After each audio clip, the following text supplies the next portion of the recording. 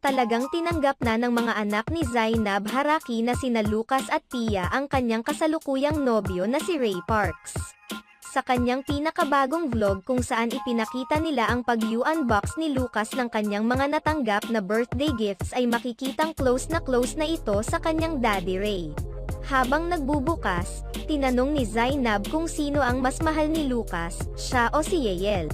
Ang partner ng social media influencer sa pag-aalaga kay Lucas, ang sagot ng bata ay si Mommy. Pero nang tanungin siya kung sino ang mas nagustuhan niya between his Uncle Sam and Daddy Ray, si Daddy Ray. Ang pinili niya at nang papiliin siya between Mommy or Daddy Ray, pareho ang pinili niya. Makikitang masaya sina Zainab at Ray sa sagot ni Lucas. Salamat sa inyong panonood sa aming video.